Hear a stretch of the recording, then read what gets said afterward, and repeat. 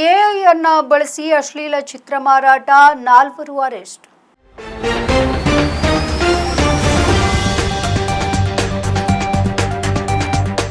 Generative ಕೃತಕ ಬುದ್ಧಿಮತ್ತೆ ಅಂದರೆ ಎಐ ಅನ್ನ ಬಳಸಿ ಅಶ್ಲೀಲ ಚಿತ್ರಗಳನ್ನ ಮಾರಾಟ ಮಾಡಿದ ಆರೋಪದ ಮೇಲೆ ಜಪಾನ್ ಪೊಲೀಸರು 4ರನ್ನ ಬಂಧಿಸಿದ್ದಾರೆ.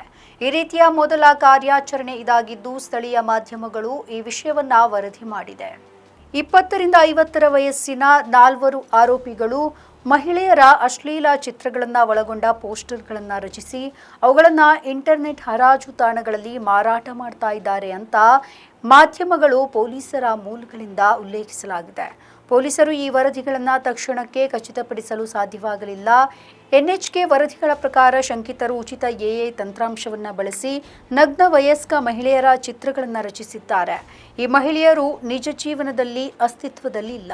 ಕಾಲು ತೆರೆದ ಎಂಬಂತಹ ಪದಗಳನ್ನು ಪ್ರಾಂಪ್ಟ್ಗಳಾಗಿ ಬಳಸಿ ಈ ಚಿತ್ರಗಳನ್ನು ರಚಿಸಲಾಗಿದೆ ಅಂತ ಹೇಳಲಾಗಿದೆ. ಈ ಪೋಸ್ಟರ್ಗಳನ್ನು ಒಂದಕ್ಕೆ ಹಲವಾರು ಸಾವಿರ ಯೆನ್ಗಳಿಗೆ ಅಂದರೆ $7ಗಿಂತಲೂ ಹೆಚ್ಚಾಗಿ ಮಾರಾಟ ಮಾಡಲಾಗಿದೆ ಎನ್ನುವುದು ವರದಿಯಾಗಿದೆ.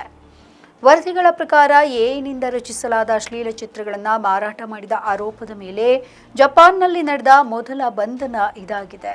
ಡೀಪ್ ಫೇಕ್ಗಳ ಮೂಲಕ ಜನರ ನಿಜವಾದ ಫೋಟೋ, ವಿಡಿಯೋ ಅಥವಾ ಆಡಿಯೋವನ್ನು ತಿರುಚಿ ಸುಳ್ಳು ಹೋಲಿಕೆಗಳನ್ನು ಸೃಷ್ಟಿಸುವುದು ಸೇರಿದಂತೆ ದುರುದ್ದೇಶಪೂರಿತ ಉದ್ದೇಶಗಳಿಗಾಗಿ ಎಐ ಬಳಕೆಯ ಬಗ್ಗೆ ವಿಶ್ವದಾದ್ಯಂತ ಕಳವಳ ಹೆಚ್ಚಿದೆ. ನಮ್ಮ ಈ ವಿಡಿಯೋ ನಿಮಗೆ ಇಷ್ಟ ಆದಲ್ಲಿ ಲೈಕ್ ಮಾಡಿ, ಶೇರ್ ಮಾಡಿ, ಕಮೆಂಟ್ ಮಾಡಿ ಮತ್ತೆ ಸಬ್ಸ್ಕ್ರೈಬ್ ಮಾಡಿ.